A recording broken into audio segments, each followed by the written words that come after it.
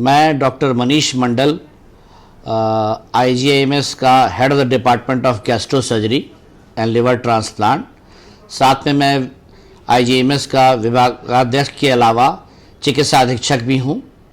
संस्थान में पिछले 21 वर्षों से मैं काम कर रहा हूँ।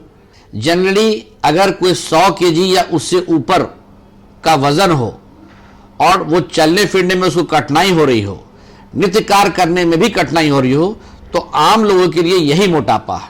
मेडिकल साइंस में बहुत सारी चीज़ें हैं, लेकिन आम लोगों की जानकारी के लिए अगर वो 100 kg से ऊपर है, अगर उसको अपने नित्य कार्य करने में दिक्कत हो रही है, अगर वो सांस लेने में भी दिक्कत हो रही है, तो वो मोटापा की श्रेणी में आता है। इसके साथ अगर किसी को डायबिटीज़ हो, हाइपरटेंशन हो, थायराइड हो और इन सब की वजह से मोटापा के साथ कंट्रोल नहीं हो रहा हो, ना डायबिटीज़ कंट्रोल हो रहा हो, ना थायराइड की बीमारी कंट्रोल हो रही हो, ना ब्लड प्रेशर की बीमारी कंट्रोल हो रही हो, तो ये सब मोटापा की कैटेगरी में आता है और इन लोगों में ऑपरेशन करने की ज़रूरत होती है।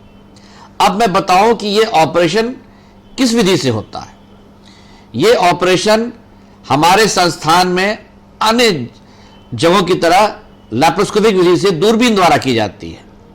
इसमें बहुत सारे ऑपरेशंस अलग अलग मरीजों में किया जाता है। 2 ऑपरेशन काफ़ी प्रचलित हैं। पहला ऑपरेशन ऐसा होता है जिसमें लोग खाना की थैली को छोटा कर देते हैं, इसके आकार को छोटा कर देते हैं। नतीजा ये होता है कि आदमी ज़्यादा खाना खा ही नहीं पाता, तो इससे इसके मोटापे की जो है वो आस्ते आस्ते कम जाती है, वज़न कम जाता है। दूसरा है जो ऑपरेशन करते हैं, इसको बोलते हैं बाईपास। बाईपास में जैसा कि आप समझते हैं कि इसको काट छाट आंत को किया जाता है। आंत को काट के छोटा करने से इसके जो भी खाना ये खाते हैं ये कम पचता है और बाहर निकल जाता है। इससे क्या होता है, आहिस्ते आहिस्ते वजन घटने लगता है। तो ये 2 मेन जो है ऑपरेशंस किए जाते हैं। पहला जिसको मेडिकल टर्म में है बोलते हैं स्लीव गैस्ट्रेक्टमी, दूसरा जिसको मेडिकल टर्म में बोलते हैं bypass surgery, gastric bypass surgery. अब मैं आऊं कि ये ऑपरेशन करने के बाद भी क्या करना है, क्या नहीं करना है। इस पे भ्रांतियां ये हैं कि अगर ऑपरेशन आप करा लिए तो नेक्स्ट डे आप ठीक हो जाएंगे, ऐसा नहीं है। ये ऑपरेशन करने के बाद भी सावधानियां बरतनी पड़ती हैं। ये ऑपरेशन करने के बाद भी लोगों को खाना कम खाना है, खाना समुचित ढंग से खाना है, खाना चबा के खाना है, ये करना पड़ता है। इसके अलावा अगर कोई ब्लड शुगर, ब्लड प्रेशर या थायराइड की बीमारी से पीड़ित है तो इन बीमारियों का भी दवा चलना पड़ता है।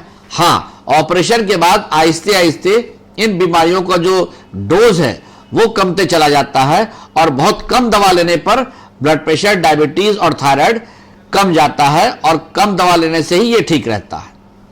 अब मैं आऊं कि ये बीमारियां अगर किसी को हो जाए तो वो क्या करे।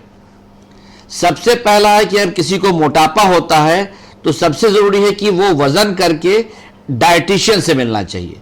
डाइटिशियन उसे बताएगा या बताएगी कि कैसे वजन कम करना है, क्या खाना है ताकि वजन कम हो सके। इसके बावजूद फिजिकल एक्टिविटी करनी होती है। अगर फिजिकल एक्टिविटी और डाइट से किसी का मोटापा या ओबेसिटी नहीं कमता है तभी सर्जरीज कम की जाती है। सर्जरीज का जो मानक दंड है वो BMI 30 है। अगर किसी का बेसल मेटाबॉलिक इंडेक्स जिसको बोलते हैं BMI 30 से ऊपर है तभी वो ऑपरेशन के लिए किया जा सकता है उसमें। अब आइए कि ऑपरेशन अगर हो जाए तो ऑपरेशन के बाद अगर उसे कोई दिक्कत होती है तो नियमित रूप से जहां ऑपरेशन किया है वहां मिलना चाहिए और उसके बाद नियमित रूप से खान पान का भी ध्यान रखना है।